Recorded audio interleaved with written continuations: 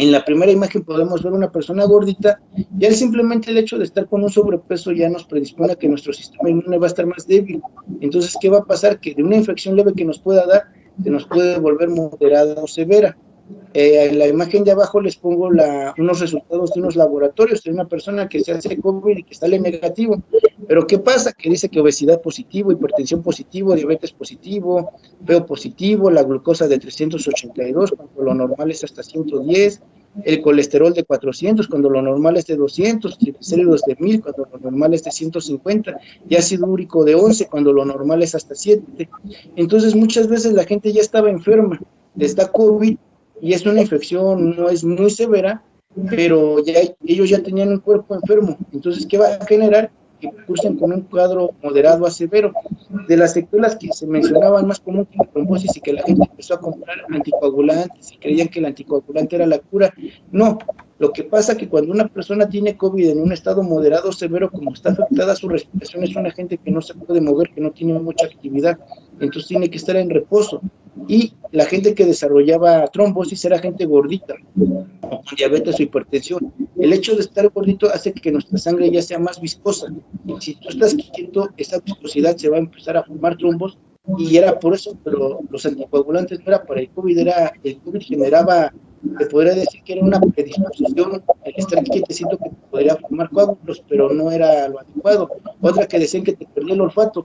La gente que perdía el olfato era, como les comentaba, ya tenía antecedentes de rinitis, problemas nasales, y de todos modos los terminaban recuperando. Otra, hay gente que decía, es que desde que me dio COVID tengo pesadillas, no puedo dormir, o se me cae el cabello. Igual era gente que tenía obesidad, tenía problemas, tenía una mala nutrición. Hay que tener claro que desnutrición y mala nutrición no es lo mismo. Una persona desnutrida es una persona que carece de aporte calórico, que se le ve delgado, se ven los huesos. Generalmente aquí en México no hay gente desnutrida. Aquí en México hay gente malnutrida. Si ustedes salen a la calle van a ver que más de la mitad de la gente tiene sobrepeso. La mayoría de la gente toma refresco, no conoce las verduras, entonces tienen un cuerpo enfermo, y llega una enfermedad y les genera muchas complicaciones. COVID, como solamente es respiratorio, que me generó el síndrome de Guillain-Barré. El síndrome de Guillain-Barré generalmente es gente que ya tiene un antecedente genético, ya sea que su papá o sus abuelos lo padecieron, y el Guillain-Barré hasta porque les da diarrea se los desencadena, entonces tampoco, o sea, le querían achacar muchas cosas al COVID. Un ejemplo, como cuando la gente decía, es que la chá sirve para bajar de peso, cura el cáncer y todo. Entonces, como el COVID se puso de moda, ya le querían achacar todas las enfermedades, pero no, el COVID solamente afecta al sistema respiratorio. O también otra que decían, es que ya desde que me dio COVID ya me volví diabético, hipertenso.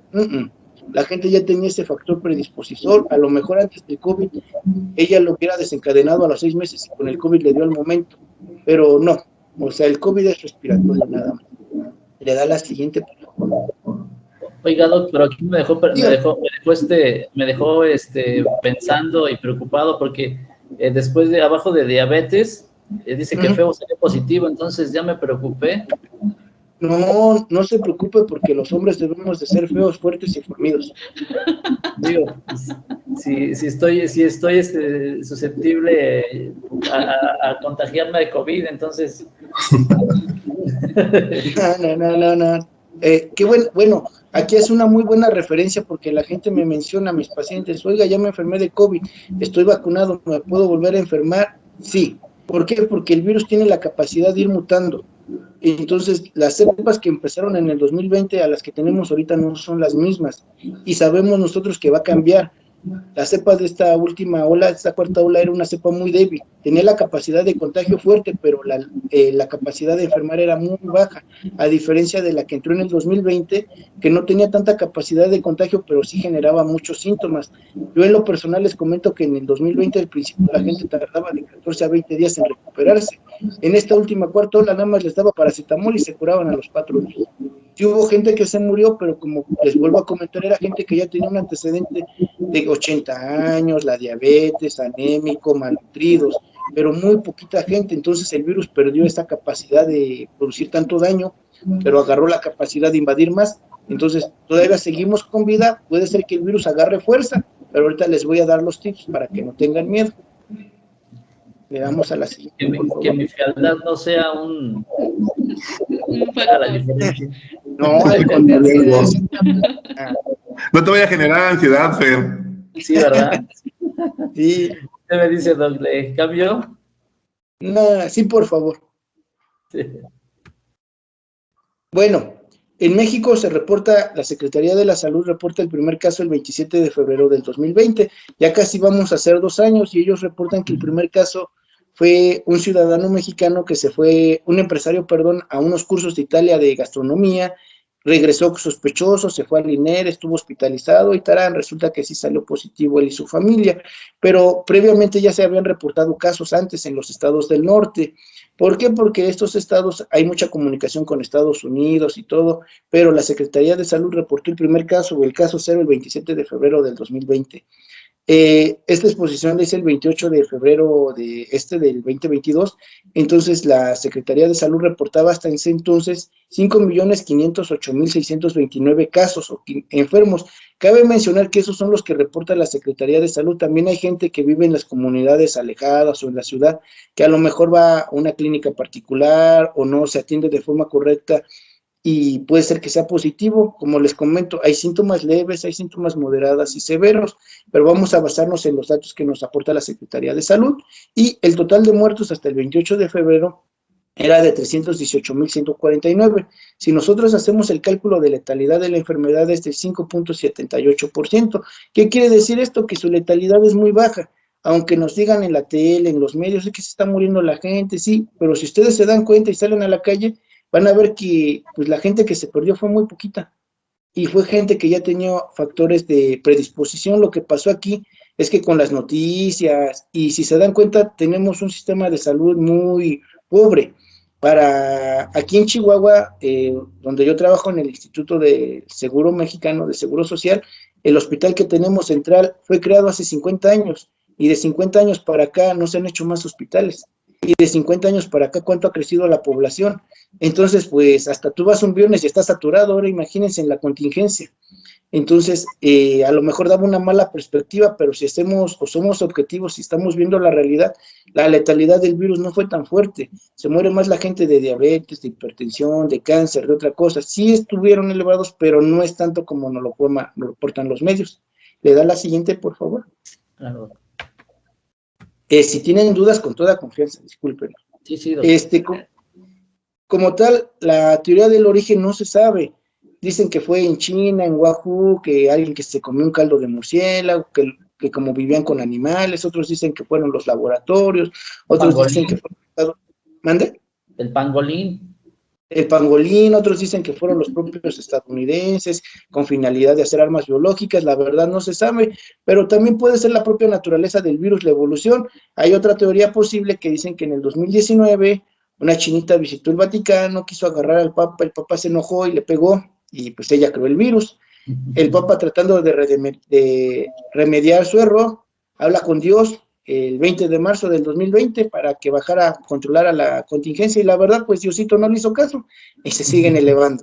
Entonces, pues ahí se los dejo, pero no tengan miedo, la verdad, no hay nada malo que por bien no venga.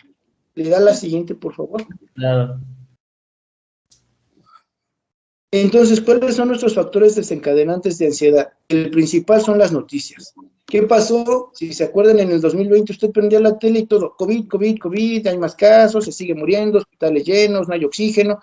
Entonces, ¿qué empieza a pensar la gente? Híjole, en la mañana va a estar bien pesado, ¿y qué vamos a hacer? Hay noticias oficiales, pero también están las noticias amarillas.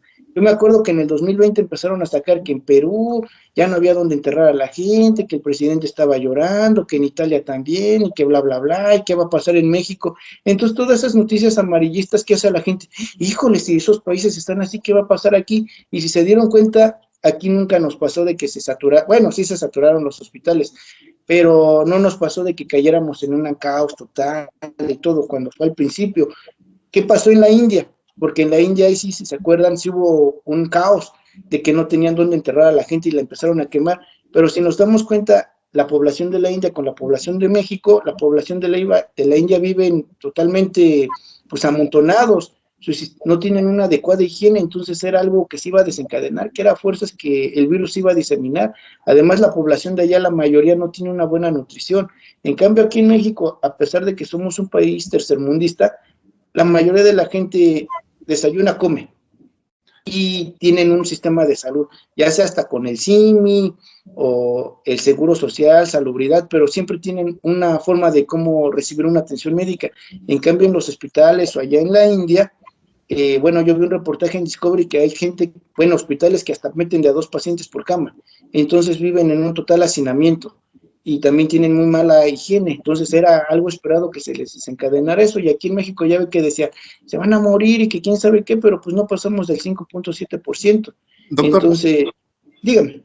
una pregunta que creo que Sí, muchos queremos escuchar, ¿no? Yo escuché que muchos compañeros suyos en toda la República han fallecido. ¿Qué tan cierto es esto? Porque no fallecieron tanto, o como sea, les vuelvo a yo comentar, escuché sí que fallecieron médicos, pero realmente eran médicos obesos, diabéticos, hipertensos, fumadores, aunque no lo crean, hay cocainómanos, y la mayoría de, no todos, pero sí como más de un 50% de médicos tenía miedo y no querían ver a pacientes con COVID. Decían que no era su responsabilidad y estaban todos temerosos, se usaban mascarillas. Entonces, más que nada, luego fue su propio miedo, pero de mis compañeros que yo llegué a ver que fallecieron aquí en Chihuahua, pues ya tenían más de 60 años, tenían diabetes, hipertensión, hasta daño hepático. Y cuando nos los presentaban decían, no, tan joven, tan saludable, ya digo, estaba bien gordote y no se cuidaba. Entonces, realmente, no por ser médicos tenemos una vida saludable, desgraciadamente, y la mayoría de veces cuando iban a COVID, no todos, pero iban con incertidumbre, con inseguridad, su propia mente ya los empezaba a destruir. Entonces, no se murieron tantos. Sí hubo decesos, pero también no fue tan alto, y aquí es lo que le vuelvo a mencionar, las noticias amarillistas. Se están muriendo los doctores, se están muriendo las enfermeras, no quieren ir y todo, pero al final y al cabo, entre médicos que sí quisimos ir, pues bendito Dios sacó adelante la contingencia.